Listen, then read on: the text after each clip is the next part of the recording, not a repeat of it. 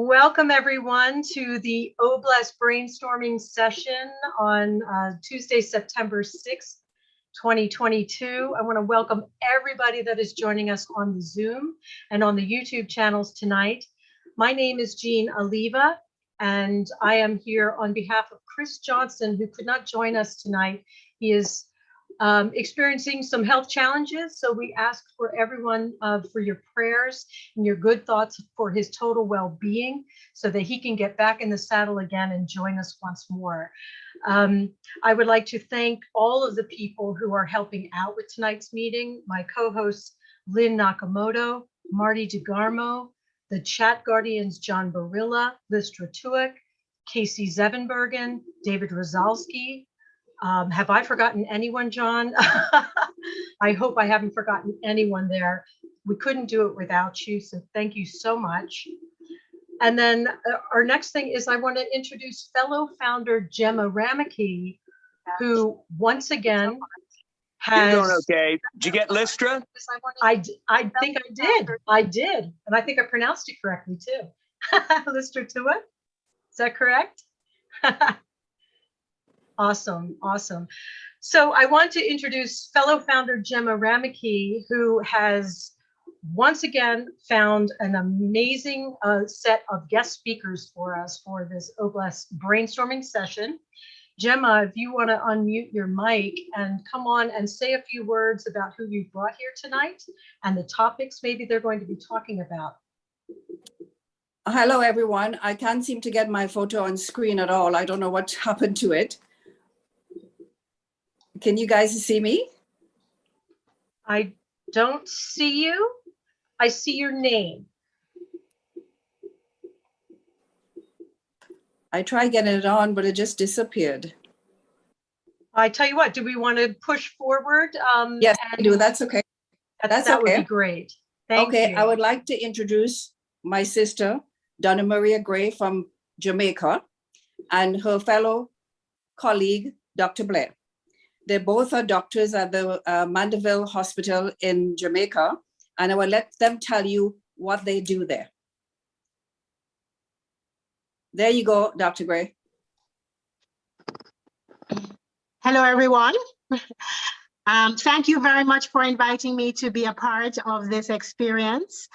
It is a great privilege, and I'm looking forward to speaking with you and telling you a little bit about what is happening in Mandeville, Jamaica.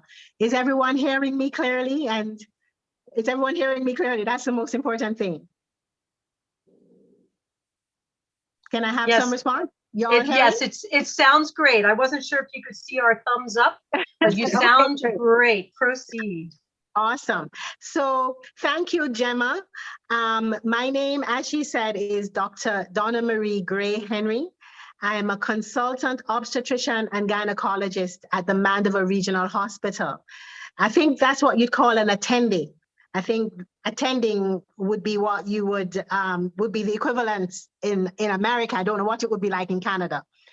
So I'm an obstetrician and gynecologist. Dr. Orville Blair is also on the platform, but he's really there as a support for me. He's actually the head of the department, but I'm the one that's going to be telling you a little bit about what's been happening at Mandeville Regional Hospital.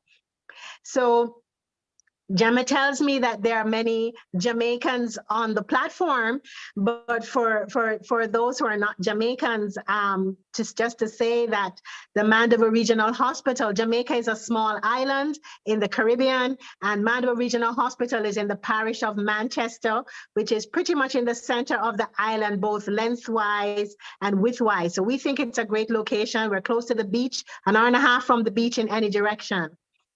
Mandeville Regional Hospital is a very critical hospital because of its location right there in the center of the island. And we serve a population of about 700 persons. The OBGYN department delivers about 3,500 ladies each year. And we also have a gynecology clinic, which looks after all of our patients. The hospital has about 226 beds, which I know doesn't sound like a lot compared to your huge hospitals in Canada and America, but we're pretty much always 100% occupied. We often have patients in our accident and emergency room waiting on trolleys, trying to get beds. Getting our patients in is always a problem. So it's not uncommon to see an occupancy of 110%. I mean, we've had, pregnant ladies sitting on chairs because we're so full. But I wanted to tell you about some of the projects that we're working on. We are always wanting to offer our patients better and better care. Even though we are in a resource-challenged environment, we want to give our patients the very best care that we can. And one of the projects that we have been working on is trying to establish a colposcopy unit. Now, a colposcopy unit is used to detect and treat cervical cancer. And we have in Jamaica quite a high risk of cervical cancer, a high rate of cervical cancer, and our cancers tend to affect young women and tend to be quite aggressive. The ideal way to detect cervical cancers is by doing pap smears. And then once you have an abnormal pap smear, the next step should be a colposcopy, which is like a microscope, and then a biopsy. Our problem is that we have the pap smear, but then we don't have the colposcopy and the biopsy. And so that hinders the way in which we can treat our ladies. We have for literally years. Before COVID, we've been trying to establish a colposcopy unit. We've been trying to buy the colposcope. We've been trying to buy the things that are needed, and we just have not managed to be able to do so. We are able to do biopsies, but in order for us to do a biopsy, we have to take the patient to the operating theater and do a cold knife biopsy. A cold knife biopsy is not what you should be doing. It's much more dangerous to the patient. It has much more side effects and much more, more long-term ill for the patient. And also you just can't do as many. So the number of patients that you can look after is much reduced. So our dream is to be able to offer our patients a much better method of assessing early cervical cancers, to pick up the cancers early, treat them early, and to save lives by so doing. Another project that we're working on is that we're always wanting to improve the care on our maternity ward. As I mentioned, we have some 3,500 deliveries a year. We have 30 beds. We have 4 chairs, reclining chairs. And sometimes we have moms that spend the entire night on the chair because we are out of beds. But the need that the project that I wanted to tell you about today speaks to resuscitating babies when they're born on our labor ward. So before I came to speak to you today, I'm an obstetrician and gynecologist, but I had a conversation with my pediatric colleagues because clearly I'm the supply side of the chain when it comes to the pediatrics department. I am producing the babies in my department that end up, some of them in the pediatric, in the NICU, in what we would call the NICU. And I said to them, what would be the thing, if what would be the thing that you think would help us to do the best for our babies? And they said to me that we have a really tiny, absolutely postage stamp resuscitation room on our maternity ward. So when our patients are delivered, and by the way, they each have a cubicle, not a room. We have 8 delivery beds that are separated by curtains. You're not in your own room, you have a curtain space. And then we have a tiny room where we resuscitate babies that need to be so resuscitated. So if the baby comes out happy and bouncing, you're good to go. But occasionally, you're going to have a baby that needs to be resuscitated, and that baby goes to our little resuscitation room. The equipment in that room is not up to scratch. We don't have a pediatric vital signs machine, something that can measure the blood pressure and the pulse rate and the oxygen saturation of the newborn babies. And my pediatric colleagues said that that is something that they felt was very important and that we lacked. We also do not have a CPAP, a bubble CPAP machine in that room. And what that is it's a very gentle, I'm going to call it quote unquote ventilator. A ventilator is a much more powerful device, but for little preemies, you actually want to start with the most gentle thing necessary that will work. So a bubble CPAP machine is the first sort of respiratory support that you give for a prem. And we often will have babies that pop out, we weren't expecting them till next month or the month after. So they're little prems, and we have to resuscitate them in that little tiny room before we take them down to the pediatric department. But that little room is not equipped to the degree that would support. So my pediatric colleague tells me that, we are having some success with our little tiny babies, but of course, right now it is really against the odds. So we had a little prem that was only 650 grams that went home, and that was quite miraculous because, normally we're not able to have a good result in such a tiny baby, but we're doing our very best and we want to continue to do better and better. So I think I'll stop there and see if you have any questions or that I can answer. Well, Dr. Gray Henry, that is amazing, and you've really come to the right place. I don't know if Gemma has explained to you what the OBLES platform is going to be like, but it's going to be a completely free platform where you can put all of these projects on the platform, describe what's needed, and then you can have millions of people around the world supporting it. And I do have a couple questions just initially to ask you, if that's okay. Certainly. Yeah, in the projects that you've mentioned, the colposcopy unit, Yes. the bubble CPAP machine, and the vital signs machine, I think those were three specific things that you mentioned needing beyond larger rooms, more beds. Yes. Have you started to put a number on how much money you might need to get those things? So I have numbers for the colposcopy machine, because we've been working on that, like I said, for many a year. And our most recent estimate that comes from a supplier in Jamaica is 14,000 US. Now, yes, that we actually have a an invoice in hand, and that would provide us with the colposcopy machine itself, as well as the other things you need, like a smoke evacuator and all the other safety equipment and all the other little bits and pieces that you need to actually effect the service.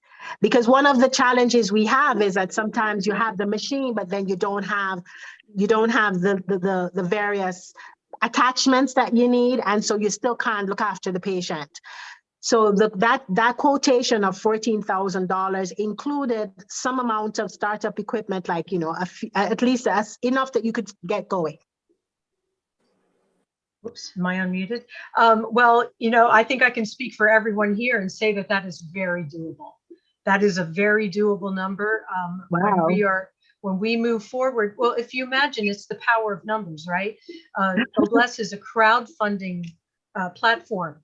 So like I said, we are starting with over 1 million founders. If everyone gave $1, that's $1 million.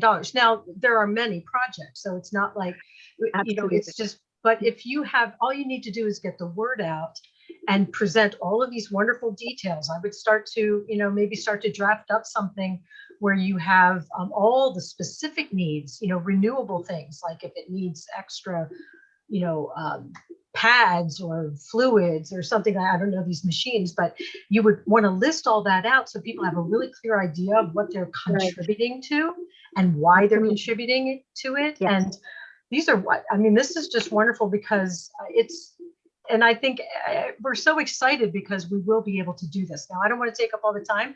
So I'm wondering, Gemma, did you have any questions or anybody else that's on the panel here? If you want to raise your hand, if you have a question for Dr. Gray Henry.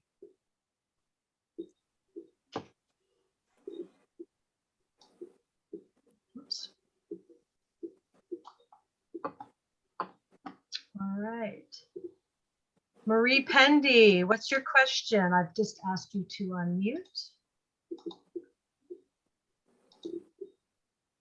Are you able to unmute, Marie? You just did. Excellent. I was just curious when I heard Dr. Donna Marie Gray Henry. Hi, doctor. Good to see you Hi there. here. I was just curious hearing when you presented the colposcopy, that you were building the colposcopy unit and you quoted a $14,000 estimate. When you say you're building a colposcopy unit, is it like how many stations would you have in your colposcopy unit? Would you be able to, like, say if you had a GYN or OBGYN, like 3 of them came, they wanted to treat 3 patients. Is your unit designed so that procedures are taking place in each of the units, or is it just one unit? So, I was trying to figure out your layout of yes, your unit. thank you so much for that question. Because for us, it would be just so amazing just to have one room for our patients. Because remember, at the moment, we have none. So for us, $14,000 is just one station. It's just one room. Yes, if you had 2, you could treat twice as many patients, and you could be doing different things in different rooms. This is something that has never occurred to us because it has never been feasible. But you are absolutely correct that one suite is actually the minimum. One room that is equipped so as to be able to treat one patient is the minimum. So this money this allocation is simply for one machine to treat one patient at a time. But for us, it will be an infinite improvement on having none.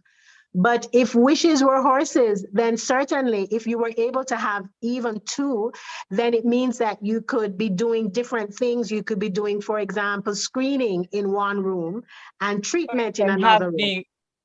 And recovery from the procedure in one room, or at least 1 or 2 rooms, patients recover after their treatment, while others are being consulted or prepared to go to the next room for their treatment. So I was just trying to figure out your $14,000 that you're guesstimating. Was it for just one unit or for a few units and the spaces that each patient would need? So it's just for one. It's just for one unit, and we would house this unit either in our outpatient clinic or in our operating theater. So we would utilize our operating theater as a day procedure unit in this situation, or we have in the past explored putting it in our outpatient department. But the cost that I described was really just for the equipment for one station. Thank you. That's all. All I right. wanted to clarify that. Thank you. Thank you. Marie, that was a wonderful question. Thank you so much for that. And I love seeing and hearing the excitement in your voice, Dr. Gray Henry, because we've all been through this. we all joined Onpassive with that sort of, could this really be true? And now that we know it's true, we're starting to dream bigger, think bigger, plan bigger, join together on projects. It's very, very exciting. Okay, next we have Engineer Mike with a question. Can you unmute yourself, Michael? Yes, good evening, everybody. Thank you, our leaders. Hi there. Thank you, Dr. Donner, for your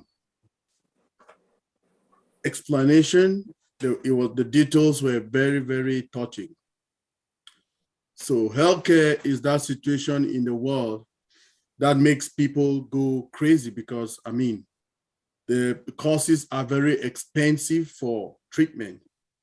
And that is something that we should be taking into consideration because we are getting into a new stage in our lives that will be able to have that financial assistance that we can assist so many people.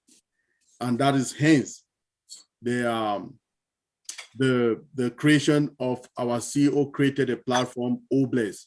That is why we are here today talking about how we can brainstorm to help people around the globe. So, Dr. Donner, here you were talking about the some of the procedures, right? The procedures for the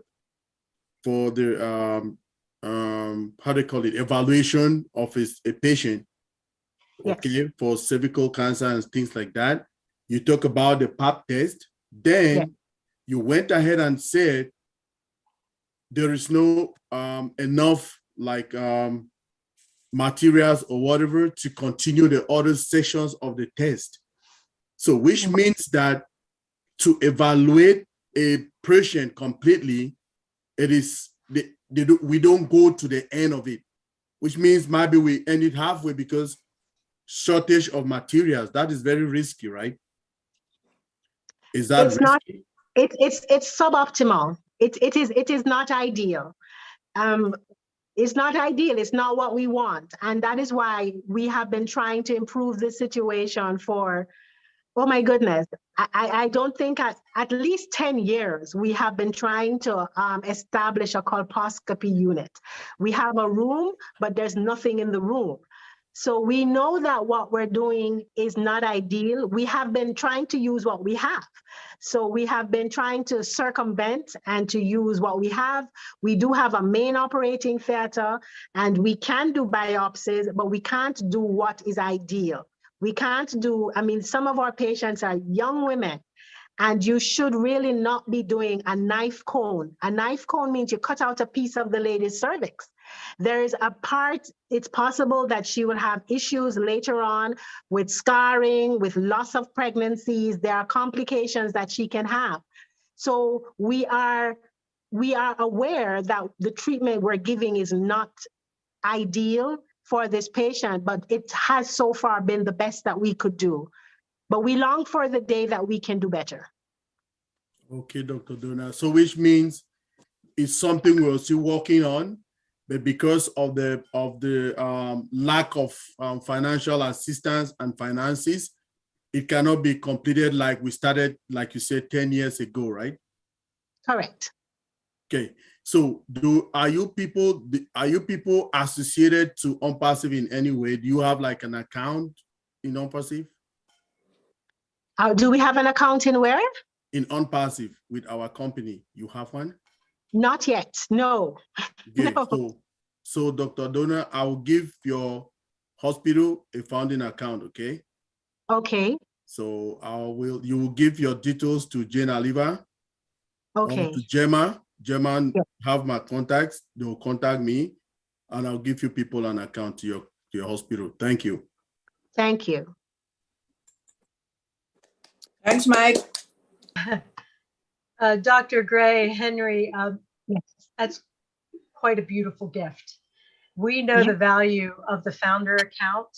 It's essentially benefiting from the automatic business tools.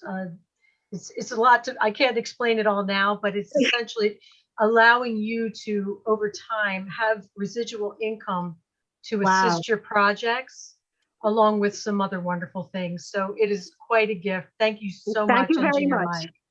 Thank I'm you. excited. I'm excited that you're going to be a founder, because you are exactly the type of person that that positive attitude of, I don't have everything I need, but I'm going to make do with what I have, and I'm going to make it the best for my patients. And that creativity and that determined and positive attitude is exactly the type of people that we want on this grand movement that we're on. So Thank you very much. All right, Bruce Gerstein, come on down. Hello and hello, Dr. Donna Marie. Hello. It's very nice to hear you. I've been to Mandeville. And Oh, Mandeville awesome. was the first place, my first experience there was the first time I had green banana porridge. Oh, Yes. yes. The man, what is porridge? I've never heard porridge. And he said, you're man, porridge. No, I don't know. He goes, oh, cereal, man, cereal. Oh, okay. But it was delicious. But I love Jamaica. Awesome. Awesome. It's a beautiful country. It is still a third world country. No matter how you say it, Jamaica is third world. So when you were speaking, all I could think was that there is much more to the story than just the one machine. There's many needs that you have in this hospital. It sounds like you need a lot of funding for the hospital to really be efficient. And what Engineer Mike has told you, he wants to give you a position which will help you get the funds, to help raise funds to make it into a very, very effective hospital that can help many people in Jamaica. And This is awesome. I think I'm struggling to really just appreciate it. It seems so amazing and incredible. Well, you will understand the blessings that you have just by being here. Thank you so much. You can always say that there are no mistakes in God's kingdom. So there's no mistake that you're here today to hear about something that could really be an answer to a situation that seems almost, almost impossible to fix. But it's not, because with us, our CEO, Ashma Farah, says, think bigger, dream bigger. I always say, the dreams are free, so dream as big as you want. Oh, bless That's amazing. I always say that too, that dreams are free. They are. So now you have a blessing put upon you. And so when you accept this gift, you're going to find that a whole world opens up to everything that your heart wants to do in terms of helping people there. And I bless you, and I think you're a very powerful woman. You're very clear on your desire to help. And I really commend you on all that you're trying to do. Thank you so much. Thank Thank you so much. Thank you so much. I'm excited. I'm excited to see what can happen. I'm excited for you. We're all excited for you. And Gemma will be able to explain more. I'm not sure how you met Gemma, or but she can also, I can explain absolutely, and Gemma can share with you what's involved in that. So it's clear. Okay, Dr. Benny Tinglet, come on down with your question. Hi there. Thank you. Thank you, Sister Jenny. I want to welcome each and everyone. Good evening, good morning, good afternoon to my brothers and sisters on this amazing webinar in different parts of the globe. Dr. Donna Gray, Dr. Donna Marie, exceptional presentation. I noticed that, about your hospital. You know about your patients. You know what is really happening. Because of Onpassive, everything will be okay. I believe so. Yes. It is your determination, right? You're determined to do everything to help your patients, to Yes. help each and everyone. Because we all know that health is very important. Everything is important. But if you cannot take care of yourself, it's not good at all. I noticed you stated a lot of things. You presented a lot of stuff. I was so amazed, or should I say, I felt sorry about what is really happening, especially when patient comes in and some of them are just sitting and there's no space. Yes. So Yes. it is, Now, if I may ask, what is the potential to upgrade the facility, the surface, the staffs, and the rest? So the gentleman before says that dream big, and I am a dreamer, and we are dreamers. We do have, one of the things that we are blessed with is that the hospital is on a large campus. In other words, we have land, we have space. So we do have space for expansion. Right adjacent to the maternity ward, there is space for expansion. I mentioned that our ladies in the delivery room do not have rooms for themselves. They labor on a bed separated by a curtain, and they are not able to have a husband or partner with them because there's no privacy. So you could not have 8 gentlemen in the space because in an emergency, the curtains are all over the place and there's just not enough privacy. And one of the things that we are aware is that women labor better if they have support. They labor better if they have their partner, their chosen birth partner. They actually have less pain, need less cesarean sections, need less pain relief. But we have just not been able to offer them not even the comfort of their husband because we don't have enough space. The situation is that you're in a cubicle with 4 laboring ladies divided by curtains. Wow. So a better solution would be to expand the labor ward, to have a few more beds, but also to expand the delivery area so that each patient would have a room, you know, even if it was a cubicle, but a cubicle, a semi, you know, even if the walls didn't go straight to the ceiling, but in such a situation that they could have their caregiver, even if you had to say that caregiver was a mom or a sister, you know. So we don't have a nurse's station in our delivery room. What?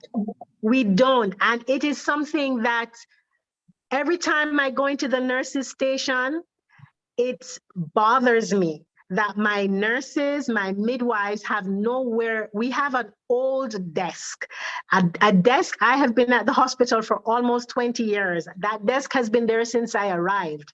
So that you can imagine it, you can't clean it. It's wood. And all we have is this desk.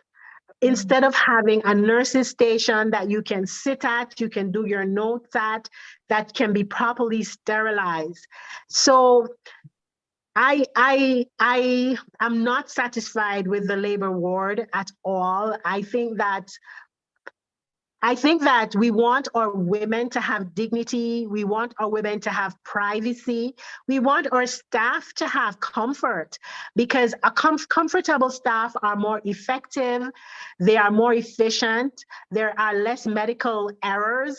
They will treat your patient better. They will speak to your patient better. So you don't have a tired, exhausted nurse because, you know, her situation is not comfortable either.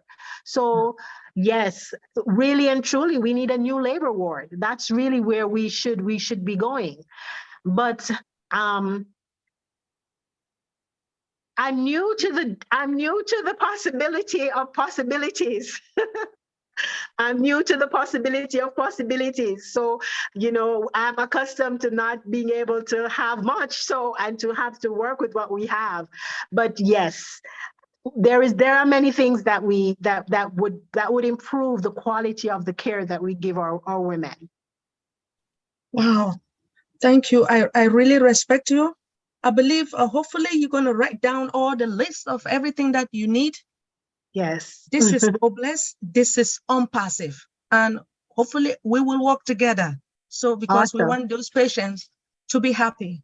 And we need nursing station as well. Yes, we definitely do.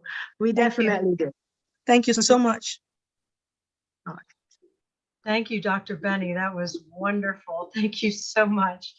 And next we have Narelle Warkon from Australia. Oh, Wow, wow. Narelle, welcome. Hi everyone. Narelle Walk-on here from Mackay in Queensland, Australia. I want to say thank you, Gina Lever, for stepping up and helping Chris man the Obless platform, because it is very important that we continue talking about and sharing with others about their different projects all over the world. Dr. Donna Marie, thank you so much for sharing from your heart. I have a question, but I just want to say I have had very preemie babies. All of my three were very preemie, my first being only 27 weeks gestation, weight of 900 grams 38 years ago. So it's very touch and go, and he needed very special care.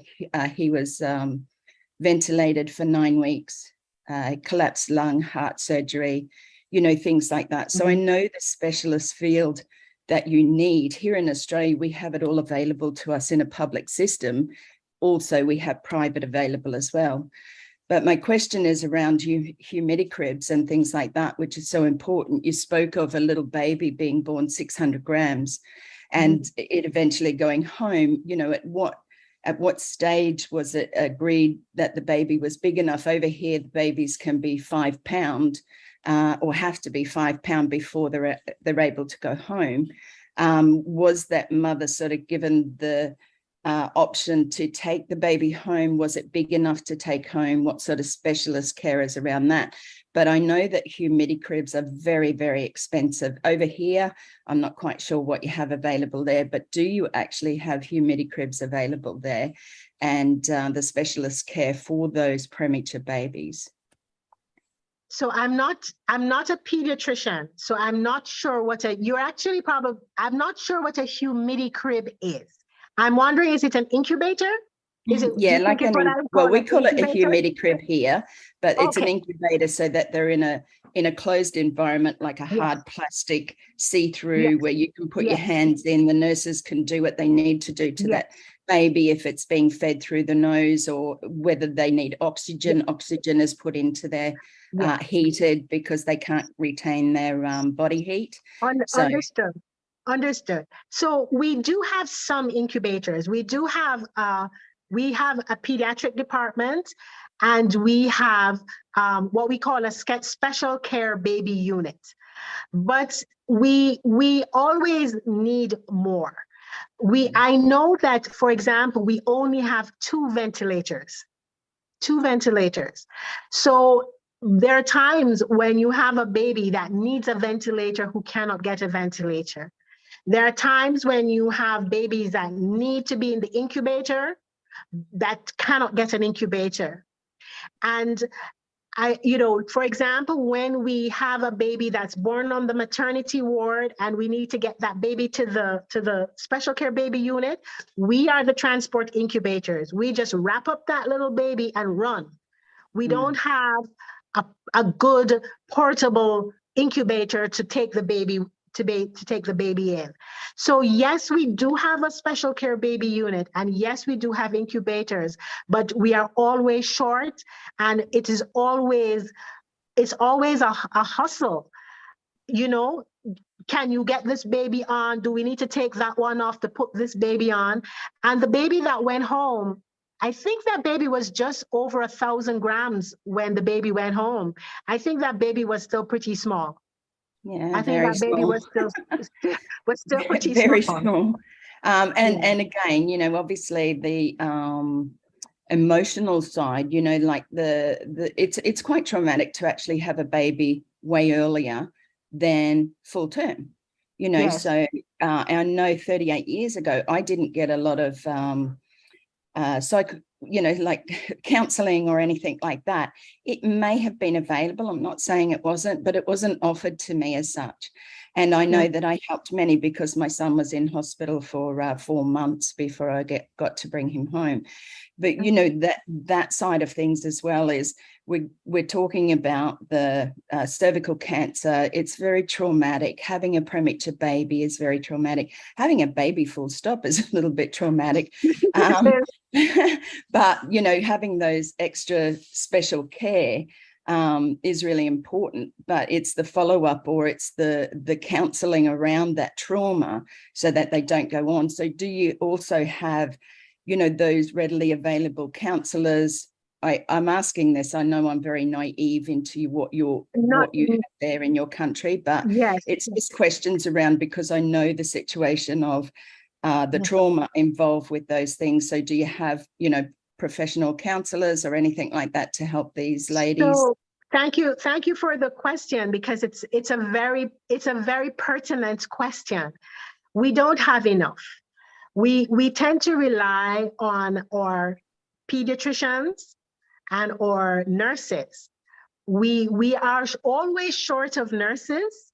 Our nurses are revered, and we have our nurses leave is the short answer. I mean, our nurses go to the States, they go to Canada, they go all over the world. They're very prized, they're very well remunerated, much more so than we can remunerate them. So a constant distress is that we never have the quota of nurses that we're supposed to have. If you're supposed to have 6, you have 5 or 4 or 3 or 2 people call in. There people are doing double shifts. So even although we train lots of nurses, they leave at a really alarming rate. And we rely on these very same nurses. So for example, if I have a patient who I anticipate to deliver prematurely or has a malformation, a prenatal issue that I know will translate to a neonatal issue, I'll call the pediatric department and I say, please come and have a talk with this mommy. And if they can come, they will come. But if they're short-staffed, and if they're under pressure, and if they're busy with 30 babies and not enough staff, they will often say, Doc, I'm sorry, we can't come. You guys gonna have to just talk to that mommy. You know? So I think, yeah, sorry. We certainly don't have, to the best of my knowledge, counselors whose sole job is emotional support, or whose sole job is, no, we don't have that. We have community midwives, we have hospital-based midwives, we have pediatricians, but a counselor, even we have to do everything. We have to be the lactation specialist, we have to be the counselor, we have to be the mommy sometimes, we have to be the parent sometimes, we have to do it all. We have to do it. And I know that the industry all over the world is lacking those qualifications.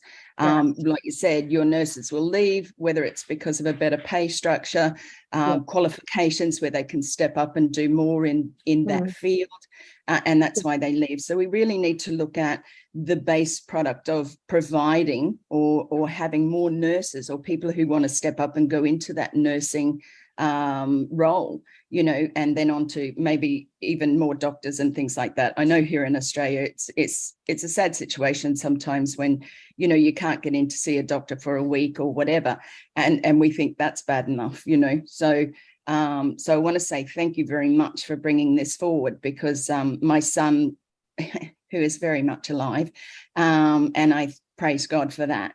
However, he needed a lot of specialist care, so he had always wanted to donate a humidity or incubator, as you said, to here in Australia, but over here they're about $1 million. But I think we need to look further afield, and I ask everyone to open their minds about this, because I think it's important that we look at what is available to us here in Australia, America, Canada, wherever, but also, like in your situation, start there first, because what we have available here is probably never going to be enough, but it's plenty. Okay, where you have basically nothing, or certainly don't have the need, like what you need. What you want and what you need are two entirely different things. But I think it's very important that, in that field, that you have what you need.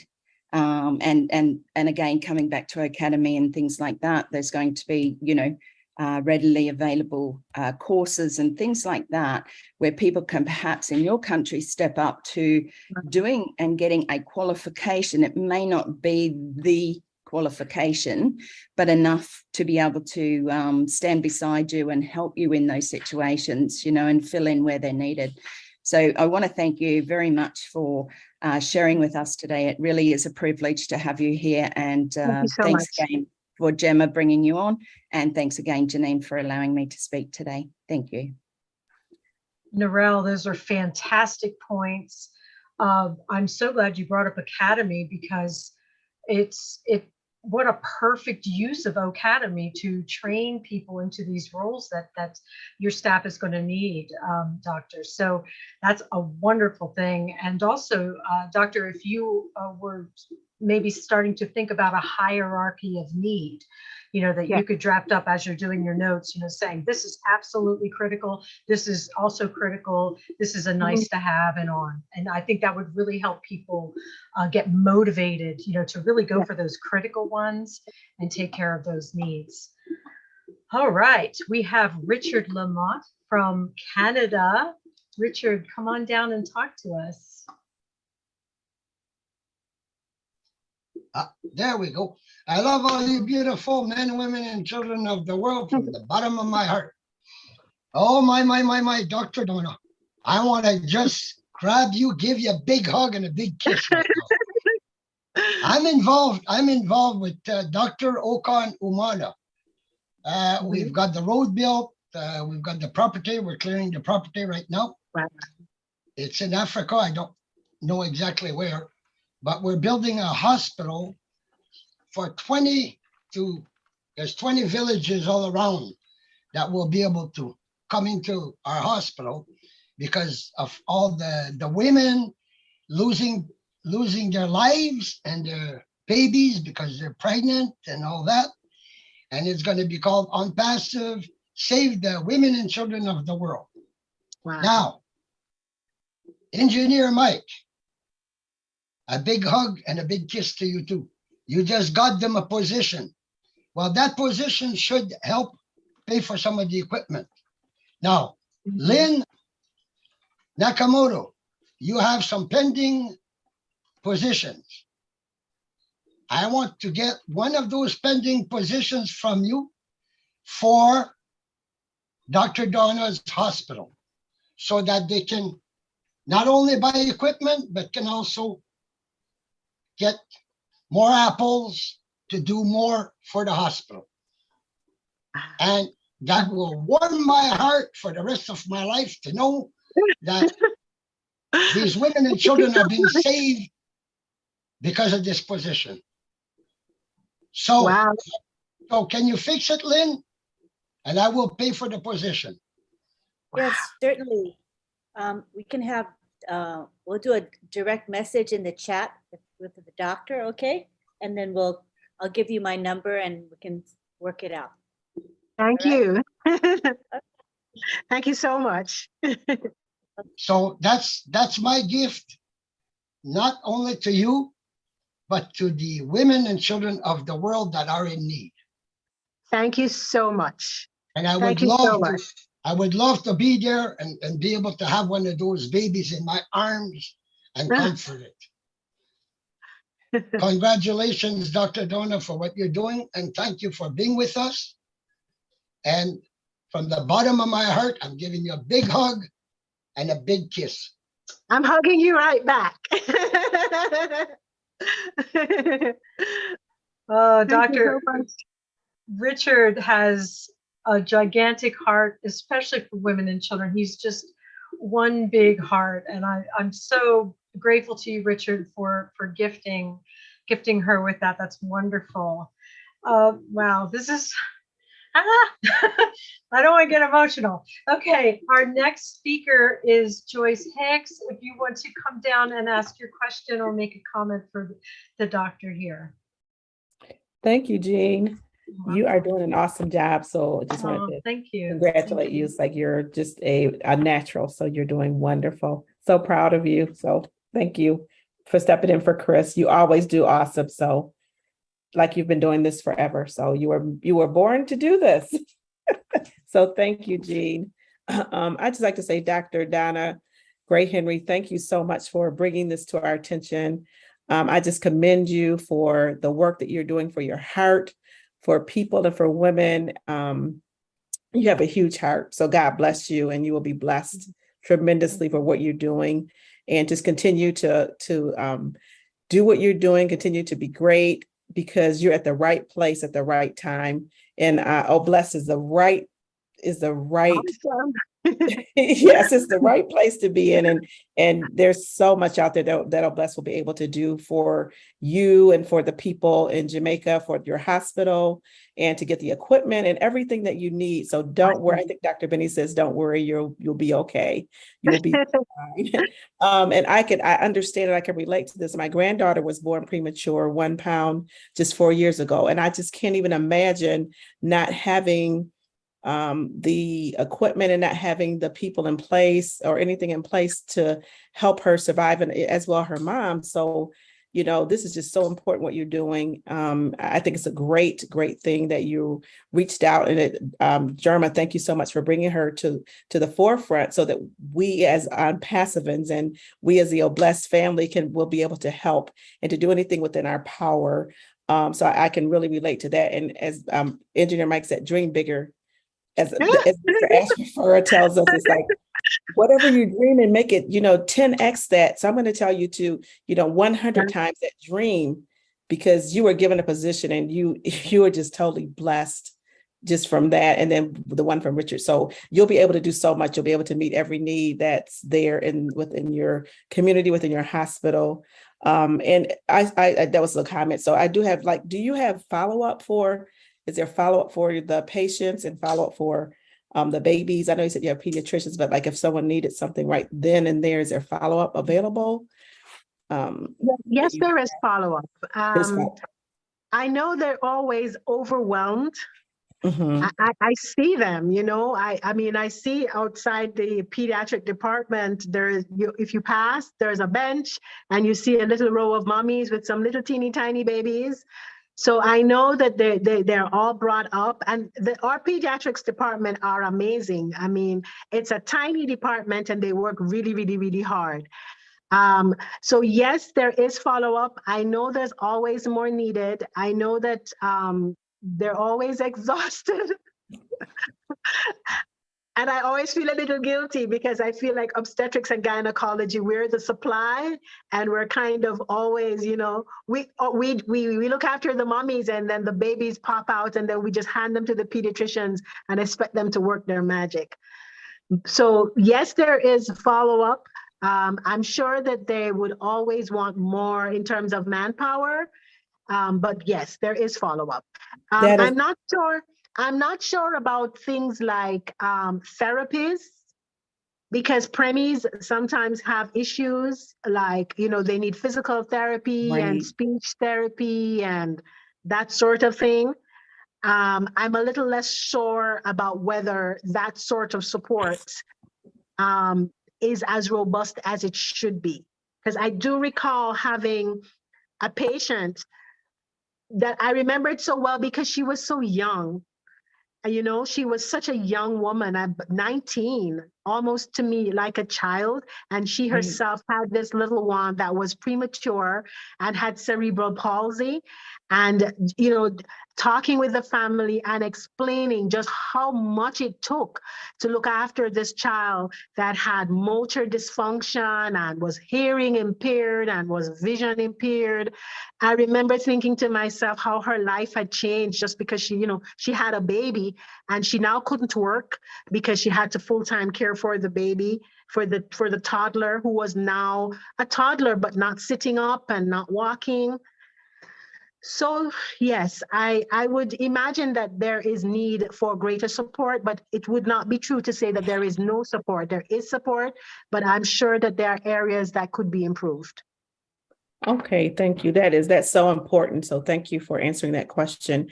And You're I just want to say, I think Narelle said that counseling and therapy is so important, especially with the women that suffer from postpartum depression. And I can imagine just so many other things that go on after the trauma of, you know, having a premature child. So if there's anything, I'm a therapist and a counselor and I deal with mental health. If there's anything that I can do, I know within, you know, countries, there's limits that you can do with licensing and different things like that. But if there's anything I can do, I'd be glad to help you, Thank you you know, so to much. reach out for sure. And also for that support system for physical therapy and different things like that, that is lacking. I have a position. I would also like to offer that position for people that's in need of physical therapy, have children with traumas or having different needs, you know, some disabilities. I would love to do that for your hospital and for you guys. So, Thank you but so thank you much. so much. Really appreciate you. And my heart is just really goes out for you. You are a godsend, a special person that is blessed to do this. So thank you again so much, Dr. Donna. Thank you so much. Thank you, Joyce. And Doctor, we recognize in you that you are the real deal. And when people see someone who is genuinely giving of themselves, they want to give. They want to give to help. They want to help that. So you're seeing examples of that here. Thank you so much, Joyce, for that wonderful gift. Dr. Benny, would you, since you've spoken once already, would you mind if we go with Nadu first? All right, Nadu, am I saying your name correctly? I hope so. Yes, you did, Shan. We always play around that. Thank you very much to give me this opportunity to talk to our dearest Dr. Gray Henry. I just love your attitude, your positive energy will take you long, far than you think. Because you don't even know what is Onpassive, what Engineer Mike gave you, but you took it and you are holding like it's an egg in your hand. I want to tell you, he gave you a golden egg. Oh, golden I believe egg. It. Yeah. And then the way you accept it, it makes other people give you more. If not,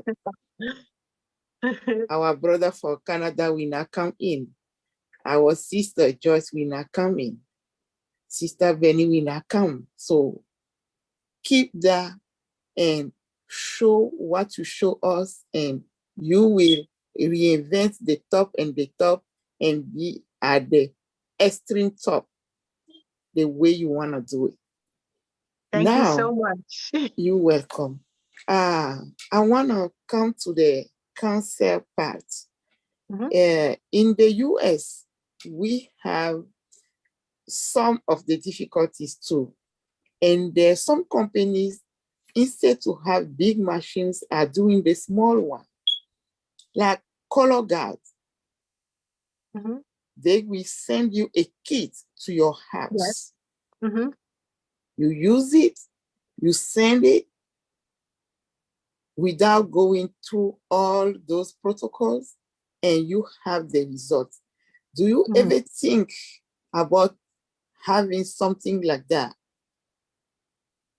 to detect cancer. Because cancer is something, they will check your breast, they will check this part, but it's still in, unless it's over your blood, and then we will find it at once. So what is the other way that you are expecting beside a big machine? That's my question. Thank you very much. Excellent question. Excellent point, because cancer prevention is multifaceted.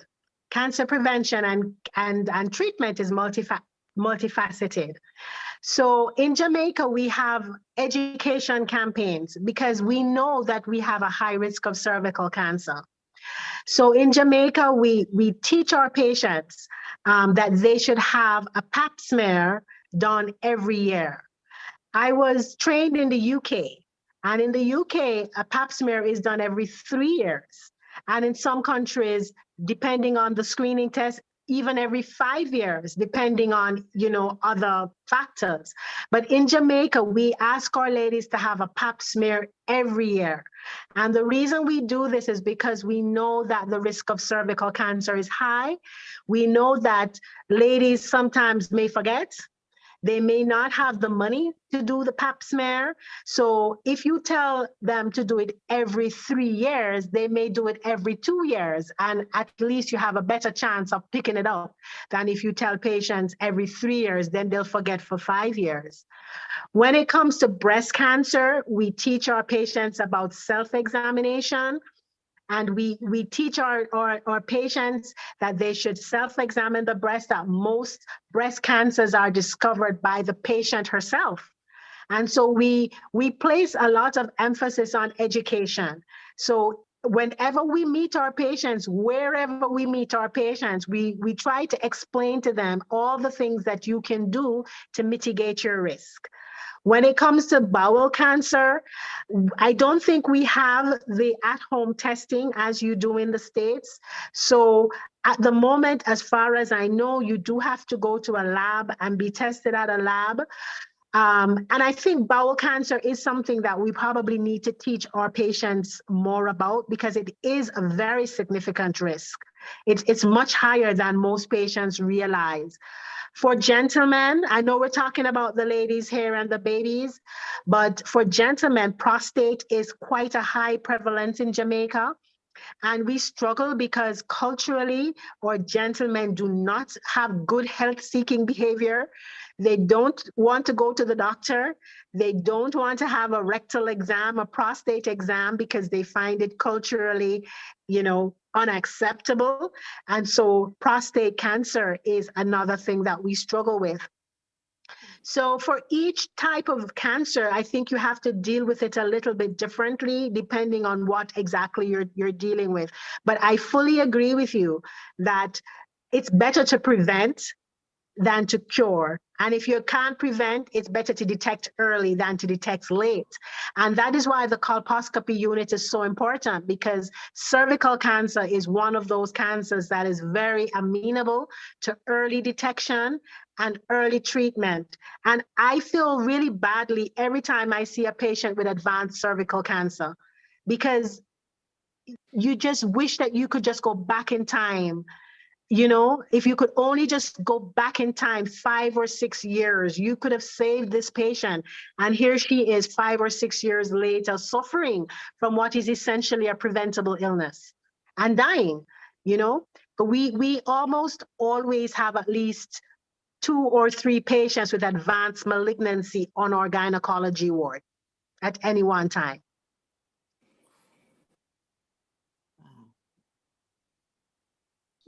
Anyway, thanks a lot. Thanks for everything that you are doing. Thank you very much. Thank you, Nadu. Next, You're I'd like to welcome. call. I'd like to call Tina Go. We're going to try get everybody that has not asked a question first, and then we'll go back to Dr. Benny and Bruce, if that's all right. Good morning, good afternoon, good evening, everyone from the Onpassive family. I love you all. My name is Tina Jaco, and I am your friend. I always forget to say this, but I'm trying to be composed here today. I came in a little late, and I didn't know exactly what it is that was wanting, but the hearing going on afterwards, I thank you, Dr. Donna Marie Gray Henry, for being here and reaching out to us. You have come to the only place that could bear any fruits for what the cause that you have. I love you. And I must say, I'm coming out here after all the people that with the greatest gigantic heart, like Jean was saying, that I can't say much more, but I wish to confirm what Narelle has said earlier with regards to emotional therapy. I'm a life coach, I'm certified life coach, but I always tell my people that I'm a life learner. And because of all the experiences that we have in life, I started out with a young marriage, hopeful of being a mother of many children because I come from a nine sibling families. And so I wanted that for myself as well. But as God Almighty has it, it didn't come true. But my resilience and what you have with the resilience in your course is the same. I'm blessed with 2 beautiful adult children right now, but I had 6 failed pregnancies and with stillborns and with so that emotional therapy for a mother who's having a child and being sick or cancer stricken, and it's so important, and especially so if she has lost a baby at birth. And that's where I come in, being a life learner. And I hope to help in any way that I can, be there in Jamaica with you, with the moms who needs that kind of help. I'll be here. And also at the same time, I wish to thank Gemma Remeke. Thank you for bringing her on here. And I too have been buying pending founders to give to people, and I would love that Lynn, you give me another one, please, to give to Dr. Donna Marie. Thank you so much. That's all. I can't say much, but I know that I'm here.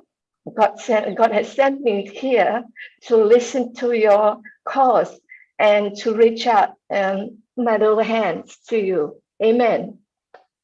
Thank you so much. Thank you so much. I love you all. Thank you.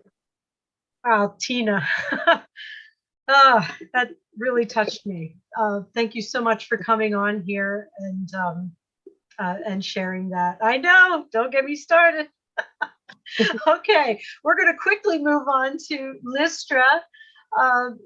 Can you unmute yourself and share some words or comment or question for the doctor, please? Hello, everyone again. Hello. Dr. Gray, I am Gemma's sister. Oh, nice to meet you. Nice to meet you.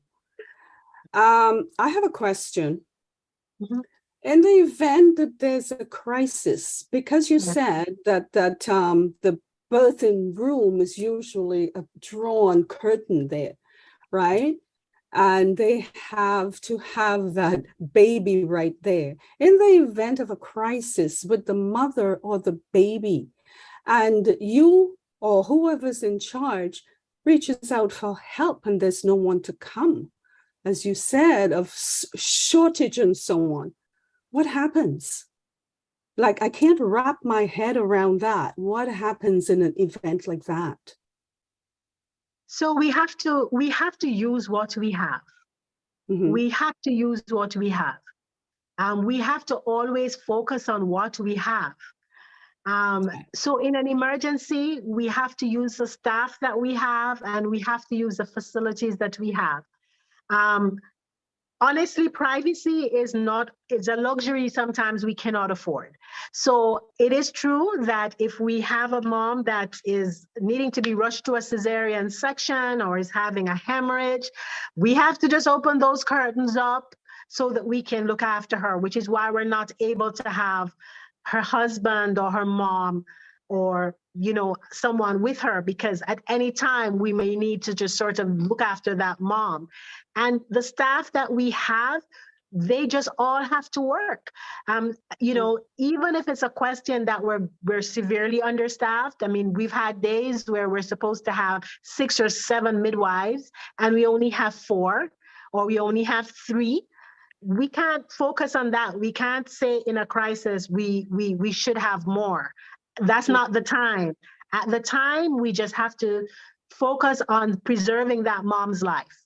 We have to do everything we can for that mom, that baby at that time. So to be honest, you just go into action mode at that time. You don't have time to think. You just have to try to do everything you have to do to get what you need done.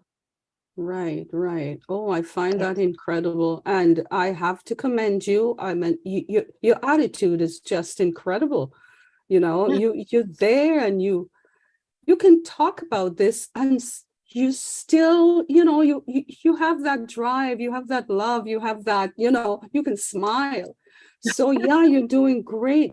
Congratulations. Congratulations. And we're all here to help. And things will look better. It will get better.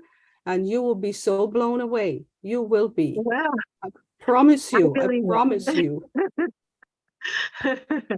Thank you. Wonderful. Thank you so much, Listra. Okay, back to Dr. Benny. And I do want to say, if we could hold off after Bruce, no more hands for right now, because we do have a second speaker tonight and we want to give him a chance to speak and have some comments from his discussion. So Dr. Benny, if you could unmute and share your thoughts. Thank you. Thank you. Just short and sweet question. Short. Thank you. Dr.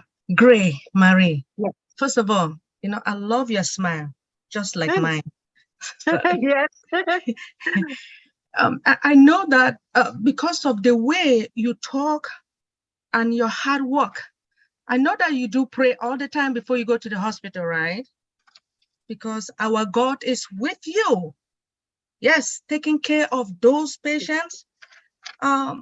You mentioned something about machines or equipment. One thing to get the machine or the equipment, but do you have professionals to do the job? If so, what about the fundings? What about funding for professionals? Yes, please, to do the job, to take care, let me say if you have the machines to take care of the children, like the cervical cancer and the rest, do you really have the professionals to do the job and the funding? So that is a difficult question to answer, and I'll explain why.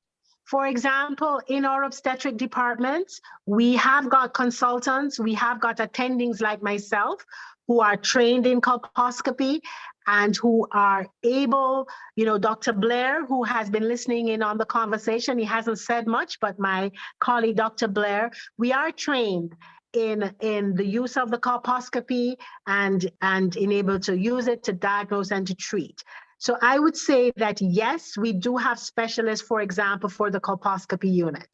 As I explained, we struggle with our nursing cadre. And specialist nurses, for example, nurses to work in the operating theater.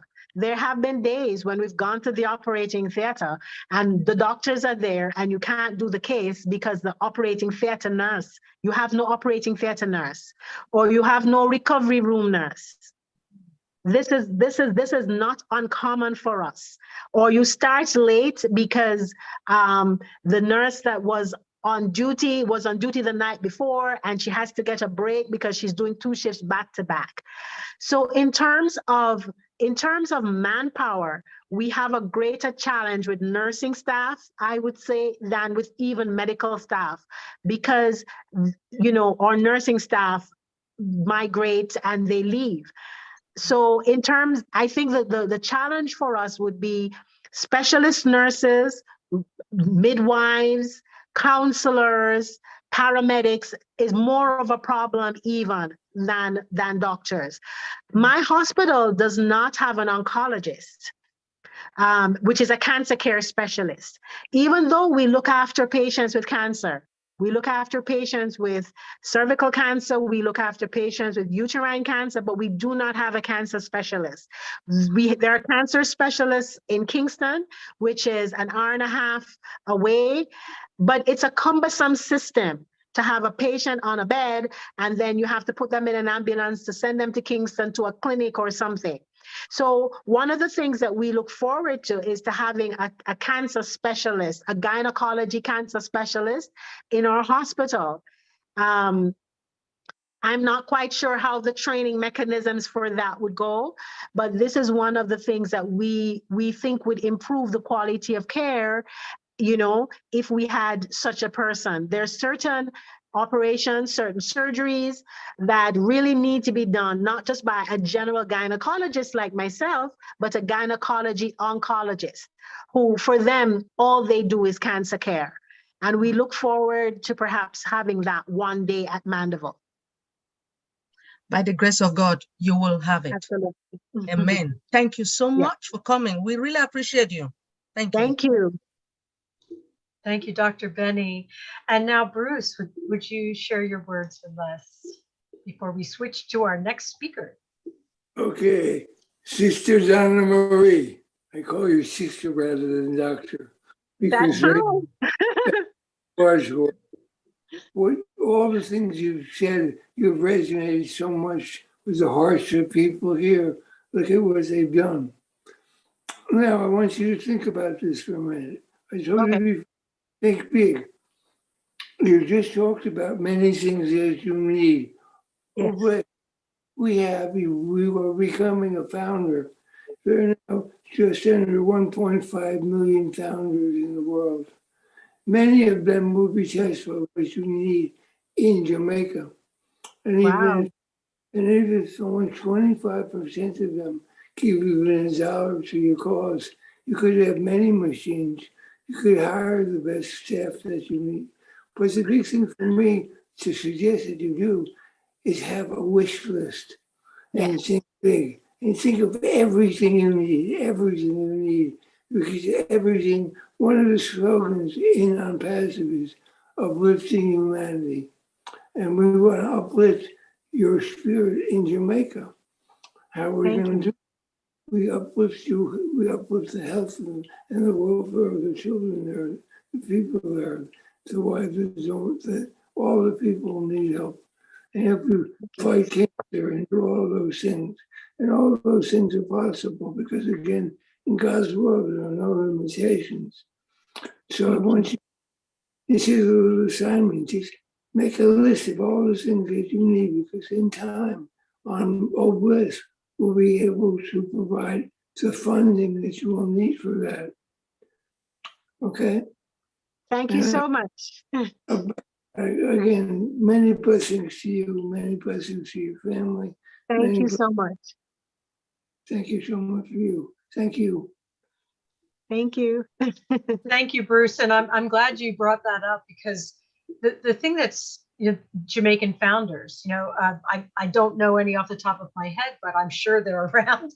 And just by your sharing tonight, it's like word spreads. And there may actually be, we have doctors, we have nurses, we have, in the ranks of the foundership.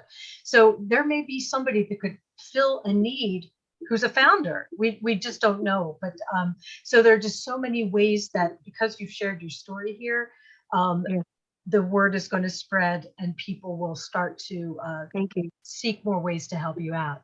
All right, I would love to have our other guest, Dr. Orville Blair, if he wanted to raise his hand and share a few words with us in tandem with Dr. Gray Henry. or on his own. I'm not sure exactly what he was going to share specifically, or just to add on to what you've already said. Dr. Blair, are you here? I see that you're here, but I'm not sure if you're here. So he is here, but I think he wanted me to do the speaking on his behalf. Dr. Blair is the head of department in obstetrics and gynecology at Mandeville Regional Hospital. So I know he would have listened with fascination and excitement, like myself, to everything that was said. I want to thank you all so much for the invitation. It was lovely to come and to tell you about our hospital and about our patients and about our babies and about our ladies. And thank you for being as excited as we are about offering them better care, because yes, it is our passion. It is our passion to ensure that everyone that we come in contact with get what they deserve, which is the best care that we can offer. And we're very excited to have your partnership in that endeavor. Thank you so much, Gemma, for giving me this opportunity and for linking us up like this. It's extremely exciting, and I can't wait to see what's going to happen and to be able to update you all and to tell you, you know, what we have been able to create together. May I say something, Jeannie? Absolutely. We have a half an hour left in our regularly scheduled meeting, so we could have more people raise their hands and have comments. But absolutely, Gemma, please, I would love to know more about how you met the doctor. Well, to be honest, she is related to my husband. And I met her. Wonderful. Yeah, and I met in Jamaica years ago, and we don't keep in touch as much as we should. But the last time, 2019, I had a little too many lollipops, and I fell down the stairs. I sprained my ankle and had to come home with a boot. So Donna provided the boot for me and the wheelchair and everything for me to get on the airplane to get back home. Listra, you did not know this information, but there you go. So I just want to thank Donna for accepting my invitation. And I didn't know much about the hospital, and all you people that offered her positions. I will get in touch with Chris and talk to Chris about it. And before I send all our information to you guys, including Mike and Dr. Benny and I think was Joyce and Richard. So I would talk to Chris about it, and I would talk to Lynn and Julie and get all the information you guys need to get done in these positions. Okay. Thanks again, Donna. Love you. Thank you. Yeah, thank you, Gemma. Wow. I mean, By you the are way, really batting 1,000 with your guest speakers. She's a really good cook too. Every time I go to Jamaica, I get a meal from her. She's a fantastic cook. Well, then you'll have to get together with fellow founder Red Redfern, who is a chef. You can talk food. He would love that. He would love that. Thanks, Liz. Well, I tell you what, now that, okay, so now we have a little bit more time. If we'd like to discuss more, if people have more comments about some ideas they have for the doctor or anything on this kind of a topic, you can go ahead and raise your hands. And if Dr. Blair decides he wants to share anything, he can absolutely raise his hand also. Come on, Dr. Blair, I'd like to meet you. Yes, this is about the safest, most loving environment you'll ever find. So, okay, Tina, do you have some more to say to us? Yeah, I just want to say that having someone there just to hold the hand of a person, of a mom who have lost a child or with a pre-med child and wondering how she's going to live life thereon, is so important. I didn't have that for myself, and I knew that this is something that I must do. So I'll be there in Jamaica before you know it, but I got to retire first. Okay, we'll see you then. You look very young. I don't think you're retiring anytime soon. Oh, you're muted. You're muted, Tina. Oh, hold on. Wait. Okay, now. Yeah, I'm good now. I'm good now. Yeah. Well, I just celebrated my 64th birthday last week, actually. No way. Amazing. So, Well, happy birthday. thank you. Officially, the official date, retirement age is next year. So, but then again, with what's coming on with Onpassive, I'll be there earlier than you know it. Inshallah, as we say in Islam, God willing. Woo! Absolutely, Tina. Oh my goodness. Thank you so much. And now we have Patience. Patience, are you able to unmute? I am. Hello. Good So good to evening, have you everyone. here. Thank you. I'm so blessed to be in Onpassive. I'm not gonna say right now how I got into Onpassive because I'm preserving it, and God willing, I would have a good day to tell that story. But I just wanted to express my gratitude for Dr. Donna Marie. All the stories she's told us, the presentation she's made of the various departments, all the scenarios that she's brought up.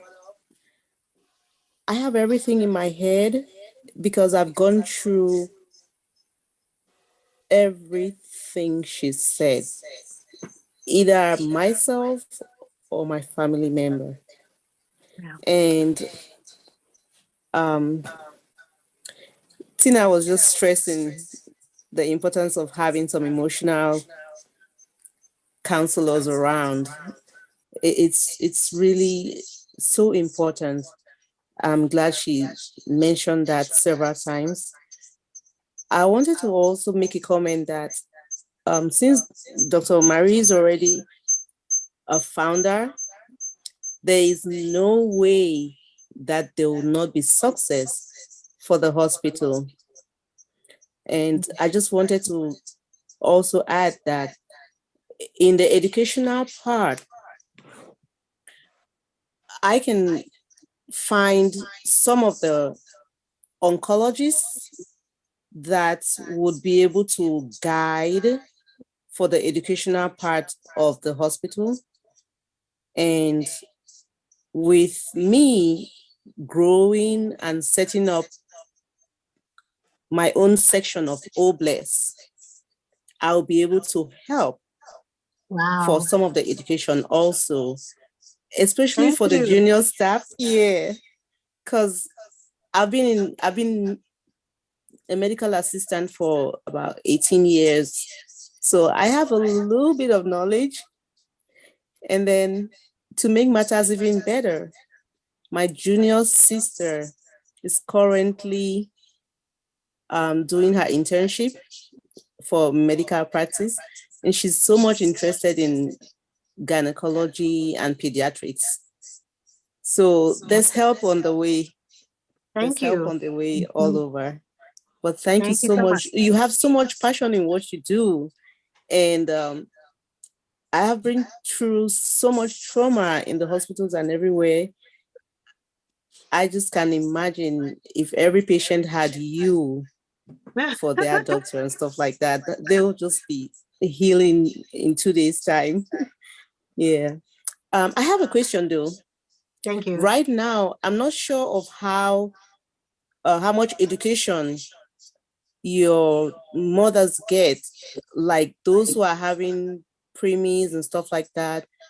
If they have preterm babies, I'm not sure how you all are able to tackle that. I don't know if you have any information about how you guys do that. So all our mommies go to, most of our mommies come through our antenatal clinic, which is a public clinic. And at the public clinic, we talk a lot about things like breastfeeding. We are a baby-friendly hospital, a certified baby-friendly hospital. So we're big about breastfeeding, and we recognize that most mommies will decide on how they will feed their babies from the antenatal period. So if the first time you're talking about breastfeeding is when the mommy comes to the ward, you're too late. She's already made up her mind already. So we start that conversation from the antenatal clinic, telling moms about the benefit of breastfeeding and, you know, supporting them in their decision. We hope to breastfeed. And so that there's a lot of education around that. In terms of moms who have babies who are born prematurely, as I think I was explaining earlier, we would identify those moms if we could, because some preterm babies turn up completely unexpected. You know, the pregnancy is going along and all of a sudden you're in labor and out comes the baby with no warning at all, in which case you really don't have a chance to prepare mom. But wherever we can predict it, we do try. I think it could be more robust, but we do try. The pediatric team are really fantastic. They're small. They're small. It's a tiny group, but they really do try. They try to, you know, talk to the moms, talk to the parents, and give as much support as they can. But it is not as much as we wish it was. In terms of cancer care, again, the support is not as much as we wish it was, because I think the fact that the doctors and nurses who are involved in the clinical care are the same persons who are trying to give the support, instead of having counselors and a support team whose responsibility is support. Oftentimes we get self-absorbed, we get absorbed in just trying to, you know, keep the mommy alive, keep the baby alive. And once you've done that, move on to the next patient, the next emergency. And we can't always be there to sort of hold the hand and support. So I do think that the support systems are not as robust as we wish they were. You know, if you do have a loss, my colleague who was explaining about her, the fact that she had experienced stillbirth, a stillbirth is an extremely painful thing to go through. And we do have a chaplain in the hospital, and we do have a social worker, but one social worker for the entire hospital and one chaplain for the entire hospital. So you can see that the ratios are probably not as good as they could be. Mhm.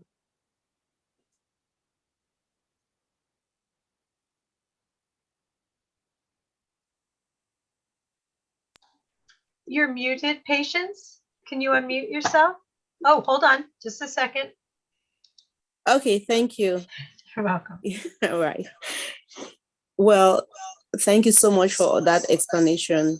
I just wanted to assure you that I'm certain you already got some founding positions which are going to be enormous help. But when it comes down to the hands-on, when time comes, I'll also be there to help with all staff. I have got good experience, several years of experience also in human resources. So I'll be there to give a hand. Thank you so much. Thank you so much, because you need to get more staff, of course, and the resources will be there. So it's nothing to talk about anymore. Yeah, Thank you, Patience. You're welcome. Thank you. May I say something again? Absolutely. Thank you. Donna Marie does not know anything about Onpassive, really, besides I asked her to come on this. So I've got to explain to her how it works.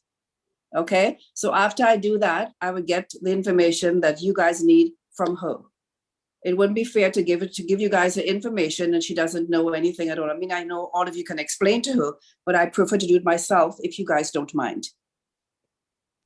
No, Thank you. Absolutely, yes. Anybody who has offered to gift the doctor tonight, please connect directly with Gemma. before taking any action. So she can do as she just explained. So thank you so much. Thank for that. you. All right. Do we have any more raised hands? Any more comments for our guest speakers tonight?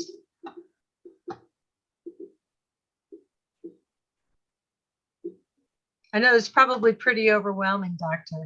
It is. I'm thinking to myself, I'm not sure what I have received, but I believe it's a good thing. It is definitely a good thing. And you know what? We don't want to overwhelm you. Gemma will explain it beautifully to you. Believe it. It's one of those things when we all joined, it was, it's one of those things where you think, wow, it almost sounds too good to be true. But then you join the journey and you learn more, and it just becomes part of the fabric of who you are. And then you just start to, as everyone has said, to dream bigger, to just relax into the knowledge that things that we never dreamed could have been taken care of are going to be over time, and it's just a beautiful thing. Okay, we have Karina Lance from Canada. Please come on down and share some words. Thank you, Jean. I appreciate it. Hi, guys. I just wanted to say thank you, Engineer Mike, Richard, and Sister Joyce, for the positions that you're giving to Dr. Gray and what you're doing for her. I know she doesn't realize, but soon she will. But thank you as well, Dr. Gray, for coming on here. I'm just blown away. I'm just listening, and I love this very much. All of you, it warms my heart to know that what we're going to do for you and for a lot of people. So thank you for coming, and thank you for being here. And thanks to all of you. I love you all very much. Thank you for giving me the opportunity to talk.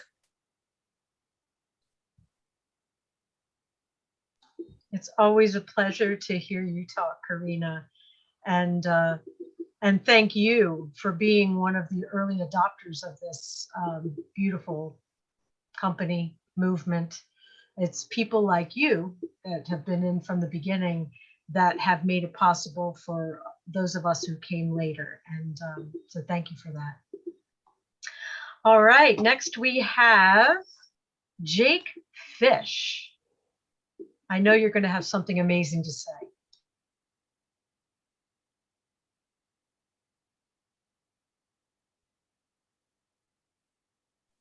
Hello, everybody. Okay, there's a company named Ventana Roche, and they developed a instrument called a symphony. And what they do is they can stain up to 600 slides a day with no cross-contamination. Wow. And they have yeah, it's really good. And they have a reagent, they nicknamed Blue Goo, which goes in and phosphorizes at the cellular level. If there's any cancer present, it phosphorizes. So the oncologists love this machine.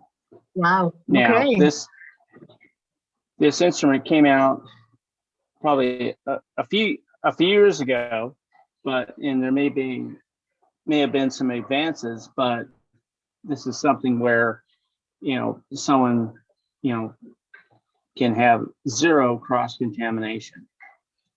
Wow. So if you're treating someone for cancer, because the old method was dip and dunk, and there could be a cell from someone else that has cancer in it, but it migrates over to the other cells, and they start treating someone for cancer, and they die, but they didn't have cancer. But this instrument has zero cross-contamination. Wow. That's And fascinating. one of the things when you're screening for cancer is the weight and the worry. Yeah. But this instrument can determine whether someone has cancer within an hour, within an hour's time. Wow. And it's called the Symphony. And it's from Ventana Roche. I'm sorry. And they're based out of Yes. I was just going to say, if you would, after you're done speaking, if you could type that into the chat so we get the correct spelling of what you're talking about, that would be Thank you. fantastic. Sure, no problem. It's they're based out of Arizona, Aurora Valley, and that's like the the medical industry is in Aurora Valley in Arizona. And that Thank way you very- you can determine what kind of cancer it is, how to treat it, and so much, doctor. Thank you so much. Thank you so much for telling me about that. I'll certainly research it some more. Yes, thank you so much, because I did not know about that. Yes, no trouble. I was going to be an engineer for the company, and I interviewed for. I was going to be in Colorado, and I interviewed for Los Angeles, and Los Angeles is very expensive, and I would be house poor. So, and they actually canceled the program as far as being as far as on-site engineers. So we could go out and work on the symphony before it would break. And you can also remotely, with the symphony, you can remotely do tech support with the instrument. So that's a cool thing. Fascinating, fascinating. But I'll type it into the, not a problem, doctor. Thank you.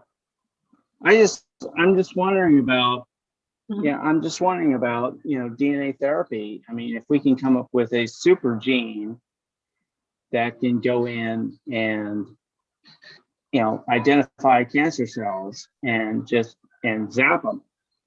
Is that possible? It's not, as far as I know, it's not currently possible. But the thing about cancer therapy is that it is rapidly evolving. And historically, chemotherapy was basically toxic. What you would do was give the patient a toxin that would kill the cancer cells, but would cause terrible anemia, the white cell counts it would hit the bone marrow, the hairs falls off, the lashes fall off, the nails fall off. You're literally giving this patient poison to try to save their lives. But it's absolutely fascinating to watch the evolution of oncology and more specific surgical strikes that are able to tag cancer cells and go after particular cells. So I think it's just a fascinating time to watch for the evolution of cancer care. Unfortunately, a lot of the newer cancer drugs are extremely expensive and therefore prohibitive. But I always look forward to the fact that even if they're very expensive now, perhaps in 5 or 10 years, they'll be less expensive. So I'm sure we all dream that eventually cancer will not be as scary as it is now, that more and more options for safe chemotherapy will evolve. And there are some, there are some already that have totally transformed cancer care.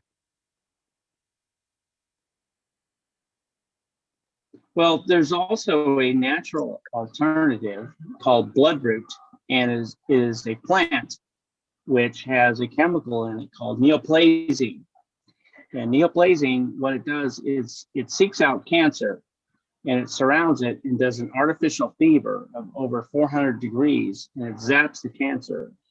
I've actually used this in veterinary medicine, the neoplazine.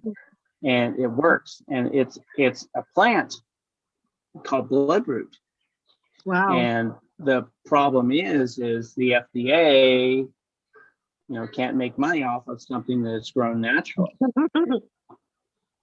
And I've had some cancer, I've had some cancer success stories, through my dogs who have had cancer. And the veterinarian, she gave them bloodroot and it killed the cancer. Wow. And it's something natural, and it didn't have any adverse side effects like chemotherapy, like the hair, the hair falling off and so on and so forth. And, the kidneys and the liver. Yes. And that's another thing, that we can look in is to natural therapies. Absolutely. Yeah, I absolutely agree. And I mean, the world is our oyster as far as developing things going forward, because all of the inventors and creative, medical staff, it will be able to fund research. We'll be able to explore these remedies, and we won't be suppressed in any way. We'll have the freedom to do it. And that's just a whole other side benefit of Onpassive. Okay, we have one more question and comment. Thank you so much, Jake. That was amazing as always. One more comment from Joyce, and then we're going to. Not a problem. Anytime I can contribute. Thank you. And then we're going to wrap it up after Joyce. Thank everybody for coming. Joyce, would you like to unmute and share some last thoughts?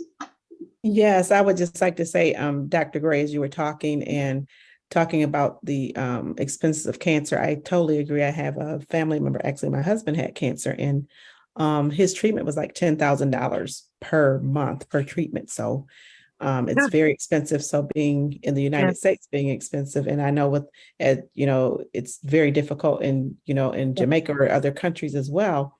And as Jeannie was saying, like with all the research going forward, and Jake was saying, there are things that are being developed, and you were saying that it's moving so rapidly, but with Onpassive and Obless, we'll be able to do that, like to help to do all this research and hopefully one day alleviate cancer and find a cure for it. And I know a lot of the things that's out there, doctors can't, the insurance companies can't make money. So of course, they don't promote it. So I just like to say that, yes, definitely with everything that's going on, we'll be able to help in so many ways to help patients with treatment. So I experienced that firsthand. The expense is very, very expensive, $10,000 a month. But he's a survivor. So, God blessed him and healed him. So, just so thankful for that, and my faith is just, my faith is just over the top, because I believe that God is a healer. And I know with the patients that you have, I believe that can happen as well too. So again, thank you so much. Thank you, Jean, Lynn, everyone, for the supporting my sister and friend, Jean. You did a wonderful job. Thank you again. Just love you guys to pieces, and just so look forward to meeting everyone, and so look forward to having you as a founder as well, Dr. Gray Henry. Thank you. Thank you. Thank you, Joyce. All right, well, we have a few minutes left. We're going to wrap up. I would love to once again thank the doctors for joining us today. Thank you, Gemma, for bringing our wonderful guest speakers tonight. Thank you to all the co-hosts, Lynn Nakamoto, Marty DeGarmo, John Barilla, Bruce Gerstein, Lister Tuak, Casey Zevenbergen. Have I forgotten anyone? I hope I haven't. Thank you all for making this possible. Thank you to everyone, watching the chats, even that aren't chat guardians, to make sure that everything out on YouTube has been, positive and accurate. And we could not do this without you. I hope everyone got something out of tonight's discussion. It was absolutely amazing. We've just got so many ideas about how we can help this hospital in Jamaica. And Dr. Gray Henry, did you have any final words for us? Yes, certainly. So thank you so much for accommodating me on this amazing platform. It is true that I don't think I fully understand the scope of what it is that you're trying to do and that you're going to accomplish. But I'm looking at the banner across that's behind you, and it says the lifting up of humanity across the globe. And I'm looking on the chat and I'm seeing 113 participants. Well, I guess subtracting myself and Dr. Blair, that's still 111. And I'm realizing that this is over 100 persons who are interested in lifting up humanity across the globe. So I really want to thank you for the invitation and thank you for thinking of collaborating in this amazing way. I really do believe that anything is possible by the power of faith and community, and that there are many needs, but that we are strong, and that if we come together, we can make a difference. So thank you so much for the invitation. I've enjoyed spending my evening with you. Absolutely. Thank you so much. And it wasn't just the 100 you see here. It was live streamed across 20 YouTube channels. And the recording of this will be shared in our back office. So potentially over 1 million people could see this video. And it's very exciting. And I know it's going to inspire everyone who watches it. So thank you so much again. And Lynn, did you have any words for us as we close up? Well, I wanted to thank you for hosting. You did a really good job. You know, you're just like, as everyone says, you're natural.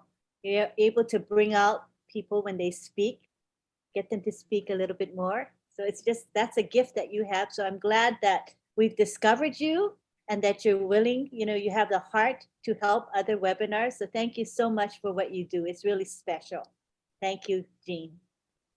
Thank you so much, Lynn. It's an honor and a privilege, and I wouldn't have been able to do it without great examples of leaders like you and Milo and everybody else that has, and Chris Johnson, oh my goodness, and Red Redford and Marty DeGarmo, and everybody who has given just an exemplary example of being a leader, being patient, being I don't have enough words for the people. I'm blown away by the leaders in this company, and I know you all know what I'm talking about. I'm glad to step up on these occasions, but I really don't have the stamina to do what you do, Lynn. Oh my goodness. Well, I think we can wrap this up. Lynn, how does Chris usually do this at the end? Is it a quick goodbye and a closing up of the recording, or what's the best way to do it? Yeah, he usually goes, he keeps it on the gallery. So I took it to the gallery now and everybody can say bye-bye to one another. Can unmute them. That would be nice. Are you ready? All right.